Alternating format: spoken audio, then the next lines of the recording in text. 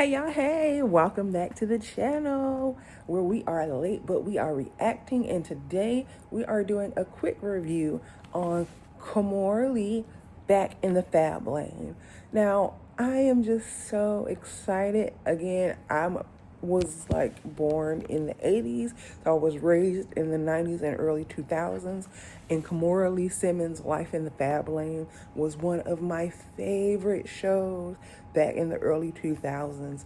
I love Kimora Lee Simmons. I think she's so dope. Miss Fabulosity herself.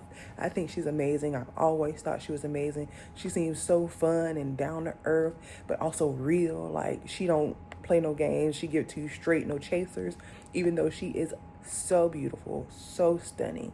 And she just seems like she's a very hard worker and still very ambitious, even though, you know, she was a supermodel. She did marry someone who was a multimillionaire, and she could have easily rested on those laurels.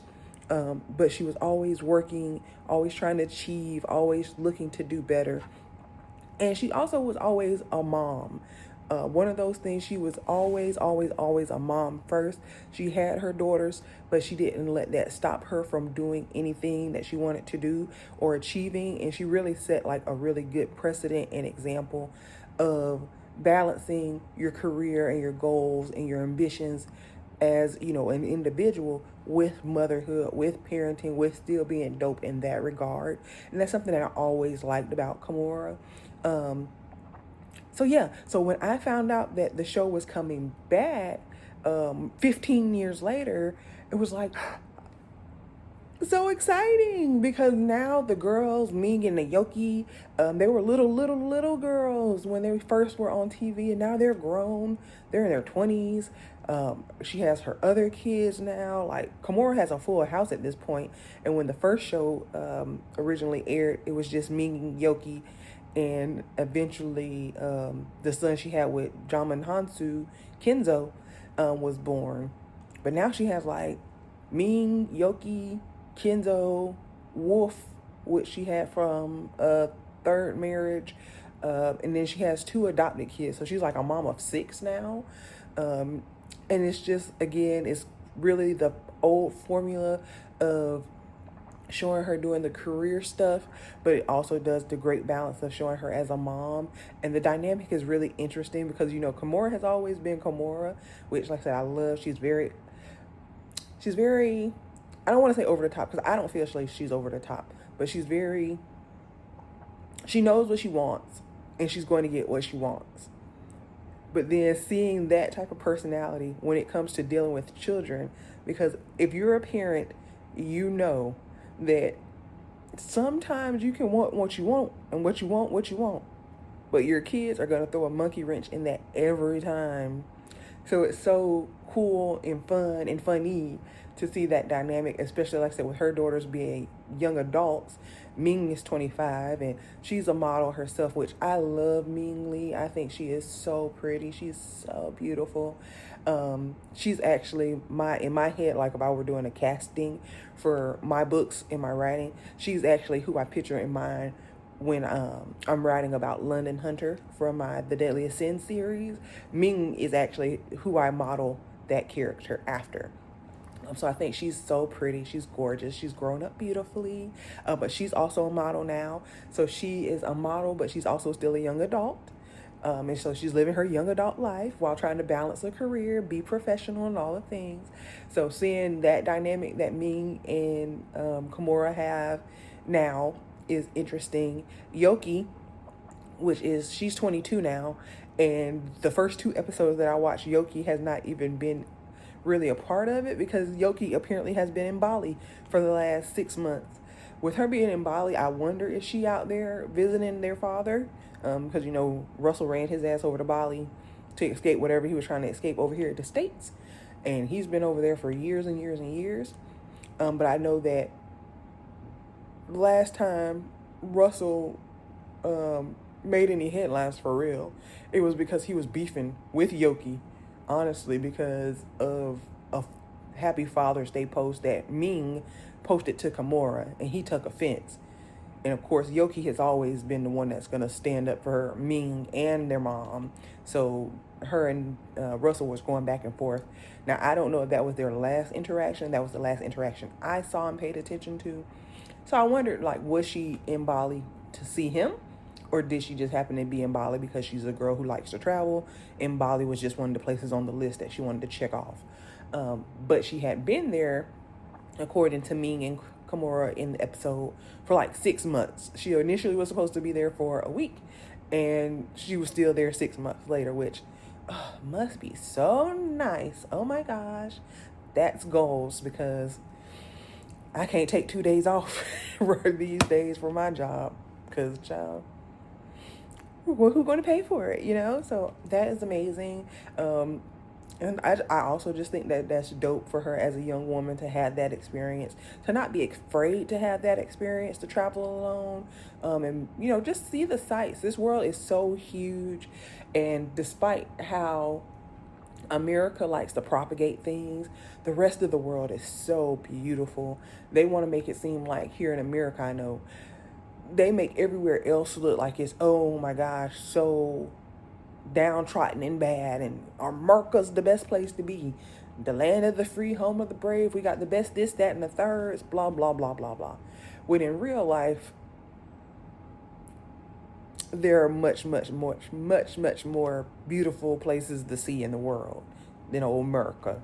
So for her to be so young and so open to traveling and taking in that experience and different cultures and things like that, that is so dope. For her to be able to afford that thanks to her mother and things like that, that's even doper. So that was really the first 2 episodes. It wasn't anything too heavy. It was cute that the boys did come to Kimora. They wanted to get their ears pierced. Now, initially, they came to her asking about tattoos.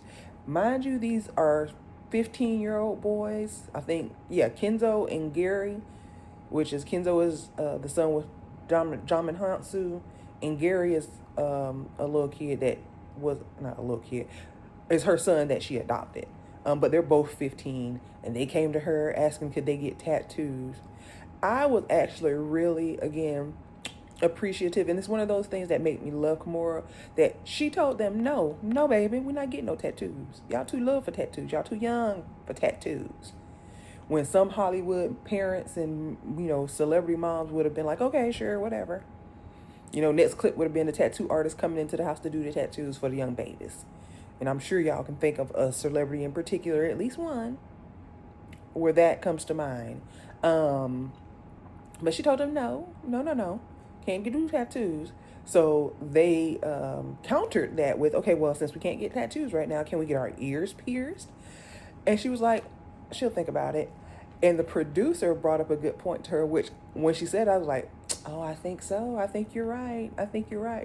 She said that she proposed that the boys came to her with the goal in mind to initially get the earrings. The earrings were the goal. So they overshot it with the tattoos, knowing that she'd say no to the tattoos, but knowing that she's likely to compromise with the earrings because she said no to the tattoos. But the earrings were always the goal. When sister broke it down like that, I was like, oh, you got kids. You know. Because I think you're absolutely right. So they talked her into getting the getting the earrings, rather. She took them to get the earrings. They got them. All was right with the world. She was up there crying like a little baby, in which I understand completely as a mama, because things that your children go through that you think will not have any effect on you, that seem so simple and just mundane, as a mom, it will have you in tears, let me tell you.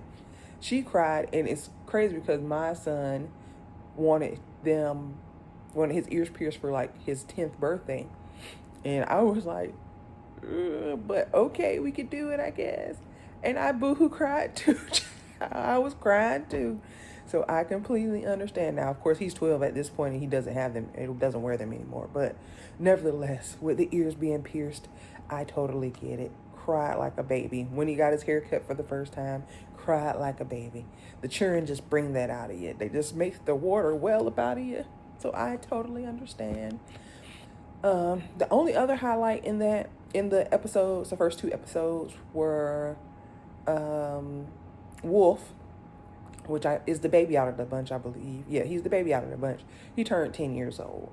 And he had a birthday party, and they went and did golf, go-karting. And Kimora did that. Of course, she was complaining the whole while. She's the mom on the go-kart with 6-inch heels on, and she couldn't even finish the course because she was too freaked out. She tried, but she was too freaked out, which, again, adorable, cute. And I just overall think that it's a great show. Very wholesome, very cutesy. We love Kimora. We love the family. And I'm just so happy the show is back. I am glad that it is back.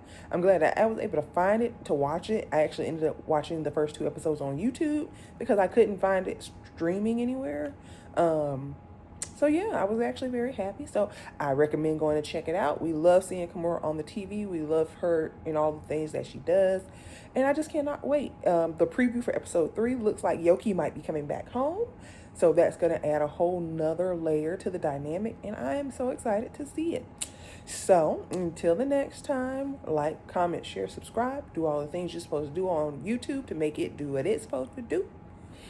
And of course, just thank you for coming by where we are late, but we are reacting. And until the next video, guys.